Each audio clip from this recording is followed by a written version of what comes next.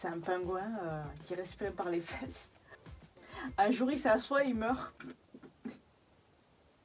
Non.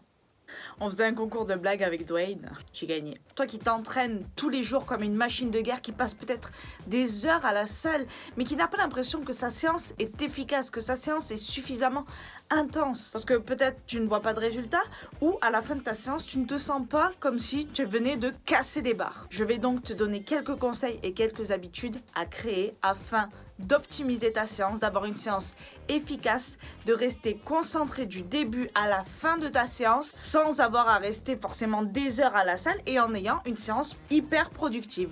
Tout d'abord, pour avoir une séance efficace, productive, être concentré du début à la fin, il faut que tu prépares bien ta séance. Je te renvoie vers ma vidéo sur la motivation pré-workout, le meilleur pré-workout, la meilleure façon d'anticiper sa séance, notamment via une routine avec de la musique, booster son humeur et ses performances avec de la caféine notamment. Ouais, tu peux me jeter ton pot de booster, hein. Il sert à rien, ma gueule.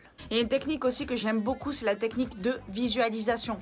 Faire une sorte de méditation, mais avec de la visualisation qui dynamise. C'est-à-dire, tu te visualises à la salle en train de réussir les mouvements, mais vraiment avec précision. Tu te visualises pas en train de dire, bon, ok, je vais faire un squat. Non, tu te visualises en essayant de ressentir ce que tu vas ressentir, autant le bien-être que peut-être la souffrance, mais pas d'une façon négative. C'est-à-dire, ne t'imagine pas en train de souffrir sur le squat bulgare et de te dire, je vais pas y arriver. Visualise-toi par exemple en train de faire du squat bulgare intensément et de réussir avec énergie toutes tes séries. Visualise en essayant de ressentir ce bien-être que tu vas avoir à la fin de ta séance, ce bien-être et cette fierté que tu vas avoir après chaque mouvement réalisé, cette fierté que tu auras à la fin de la journée te disant que tu auras accompli le travail et que ça y est, tu te rapproches de tes objectifs. Et une chose auquel on pense pas toujours et qui nous fait perdre pas mal de temps sur notre séance. Tu le sais, il est important de prendre des temps de repos, mais il y a certaines choses qui font que tes temps de repos se rallongent. Bon, il y a déjà Jackie qui tape la discute pendant des heures, mais bon, avec des écouteurs par exemple, ça peut régler la situation. Et notamment, dans tes écouteurs, il y aura de la musique. Choisis ta playlist avant ton entraînement. J'insiste là-dessus. Tu vas perdre ton temps à chercher des musiques pendant ta séance. Tu ne peux pas t'imaginer. Avant ça, mets ton téléphone en mode avion. Ou désactive les notifications. Fais en sorte de ne pas recevoir de notifications durant ta séance. Tu ne dois pas être dérangé. Au début, tu vas dire ok, je réponds juste à un texto, puis ça va dériver sur Instagram, puis ça va dériver sur tes mails, et puis finalement, ta séance, elle est foutue ma gueule.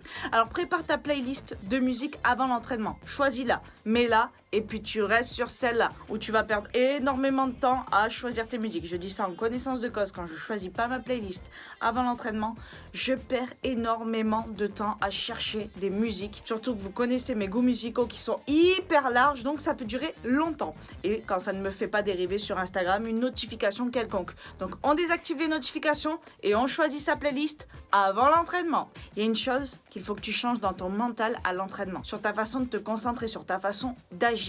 Agis comme une machine de guerre. Oui, très sérieusement.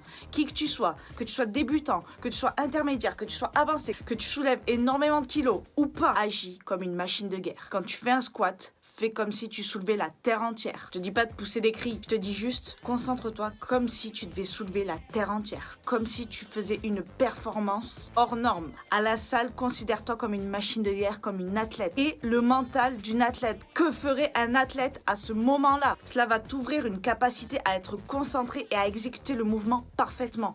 Parce que certes, il n'y aura pas autant de kilos que tu n'imagines sur la barre, mais s'il y avait plus de kilos, je peux te dire que tu ferais attention à l'exécution du mouvement. Ça va éviter peut-être certaines blessures d'ailleurs. Même si tu es débutant, ne te sous-estime pas, ne te dénigre pas. Ce n'est pas parce que tu es débutant que tu n'as pas le droit d'avoir cette concentration, tu n'as pas le droit d'avoir cette détermination. Justement, c'est maintenant que la détermination, la motivation et cette mentalité se créent afin que plus tard, lorsque tu vas progresser, lorsque tu vas augmenter tes charges, ou même si tu ne les augmentes pas, tu vas avoir cette concentration qui va faire que tu vas être focus sur l'exécution de ton mouvement, sur les contractions musculaire, tu vas ressentir certains muscles que peut-être tu ne ressentais pas auparavant et crois-moi, tu seras focus sur ta séance et son efficacité sera différente. Voilà pour ces quelques conseils pour ta séance. Je sais que beaucoup d'entre vous ont ce problème de finir une séance sans trop de conviction alors que pourtant on a peut-être passé 1h30 à la salle, alors que peut-être que si tu t'es concentré sur 1 heure d'entraînement, ta séance aurait été plus efficace. Je te dis à bientôt dans une nouvelle vidéo, t'es une machine de guerre, ne l'oublie pas.